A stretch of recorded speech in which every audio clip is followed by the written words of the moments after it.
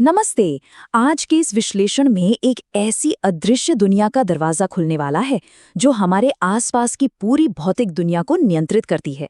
दैनिक जीवन में हर पल कुछ ना कुछ बदल रहा है, लेकिन उन बदलावों के पीछे एक बहुत ही गहरा विज्ञान छिपा होता है। आज उसी रहस्यमय दुनिया को डिकोड किया जाएगा, जिसे विज्ञान की भाषा में रासायनिक अभिक्रियाएं यानी केमिकल रिएक्शंस कहा जाता है।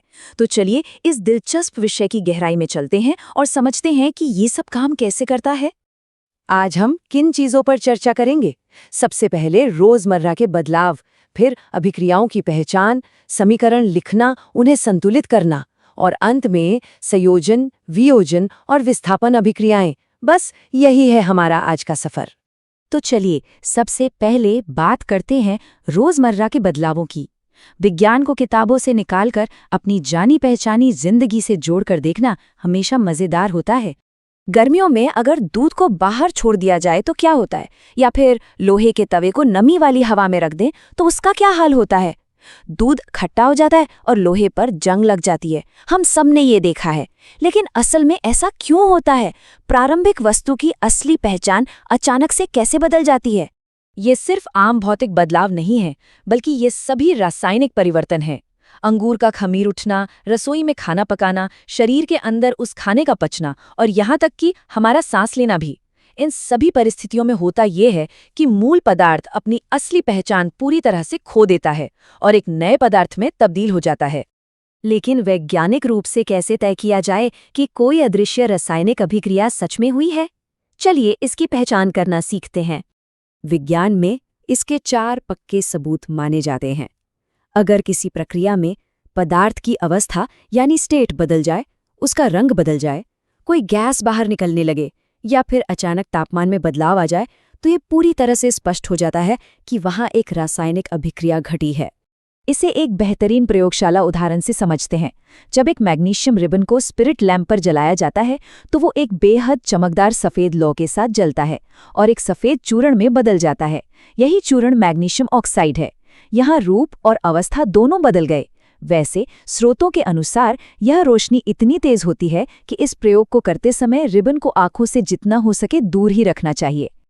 अब जब ये स्पष्ट हो गया है कि अभिक्रियाएं क्या हैं और कैसे पहचानी जाती हैं, तो आइए देखते हैं कि विज्ञान की संक्षिप्त भाषा में इन्हें लिखा कैसे जाता है।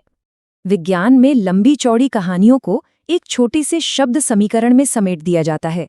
तीर के निशान के बाईं ओर होते हैं अभिकारक या रिएक्टेंट्स, जैसे मैग्नीशियम और ऑक्सीजन, जिनमें बदलाव हो रहा है, और तीर के दाईं ओर होता है उत्पाद या प्रोडक्ट, जैसे मैग्नीशियम ऑक्साइड जो नया पदार्थ बना है। तीर हमेशा उत्पाद की दिशा में होता है, जो बताता है कि अभिक्रिया किस तरफ बढ़ रही है। लेकिन कहानी यहाँ खत्म नहीं होती। विज्ञान सिर्फ शब्दों से नहीं, गणितीय सटीकता से चलता है।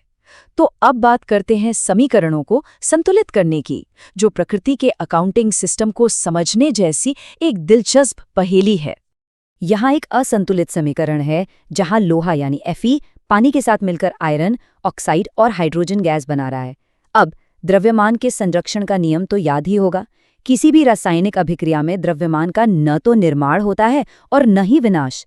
मतलब तीर के दोनों ओर हर तत्व के परमाणुओं की संख्या बिल्कुल बराबर होनी चाहिए। पर क्या यहाँ ऐसा है? बिल्कुल नहीं। जरा इस टेबल पर गौर करें। बाईं तरफ आयरन का सिर्फ 1 परमाणु है, जबकि दाईं तरफ 3 है। ऑक्सीजन का भी यही हाल है। ये असंतुलन ठीक करना बहुत जरूरी है, तभी ये समीकरण नियम का सही से पालन करेगा। इसे संतुलित करने के लिए हिट एंड ट्रायल विधि का उपयोग किया जाता है। इसका सबसे बड़ा उसूल ये है कि संतुलन करते समय सूत्र के चारों ओर बॉक्स बनाकर अंदर के फॉर्मूले को बिल्कुल नहीं छेड़ना है। शुरुआत उस यौगिक से करते हैं जिसमें सबसे ज्यादा परमाणु हो, जैसे Fe3O4 में ऑक्सीजन।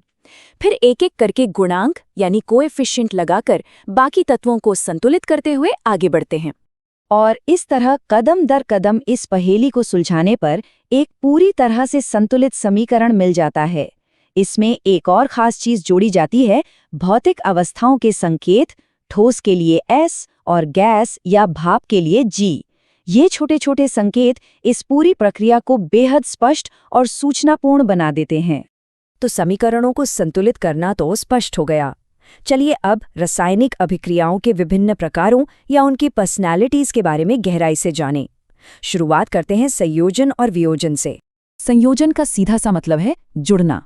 जब दो या दो से अधिक पदार्थ मिलकर एक नया उत्पाद बनाते हैं तो उसे संयोजन अभिक्रिया कहते हैं।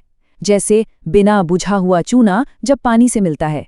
ये अभिक्रिया इतनी तेजी से होती है कि बुझा हुआ चूना बनने के साथ साथ बहुत भारी मात्रा में गर्मी बाहर निकलती है, जिसे विज्ञान में ऊष्माक्षेपी या एक्सोथर्मिक अभिक्रिया भी कहा जाता है।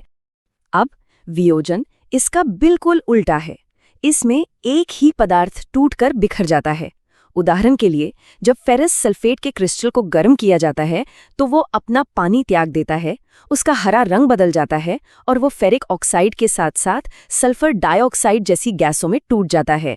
वियोजन का एक और बहुत ही शानदार उदाहरण है जल का वैद्युत अपघटन यानी इलेक्ट्रोलाइसिस। यहाँ पानी को तोड़ने के लिए गर्मी की नहीं बल्कि बिजली यानी विद्युत ऊर्जा की जरूरत पड़ती है। बैटरी से करंट प्रवाहित होते ही पानी के अणु टूटकर हाइड्रोजन और ऑक्सीजन गैस के बुलबुले बनाने लगते हैं। क्योंकि इसमें ऊर्जा सोखी जा रही है, इसलिए इसे ऊष्माशोषी अभिक्रिया कहते हैं। जुड़ना हो गया, टूटना हो गया। अब आते हैं आज के अंतिम प्रकार पर, विस्थापन अभिक्रियाएं, जहां तत्व अपनी जगह बदल लेते हैं। कल्पना कीजिए कि एक बहुत ताकतवर इंसान किसी कमजोर इंसान को कुर्सी से हटाकर खुद वहां बैठ जाए। विस्थापन अभिक्रिया भी कुछ ऐसी ही है। यहाँ आयरन कॉपर को कॉपर सल्फेट के घोल से हटा देता है और खुद उसकी जगह ले लेता है, क्योंकि आयरन कॉपर से अधिक सक्रिय और ताकतवर है।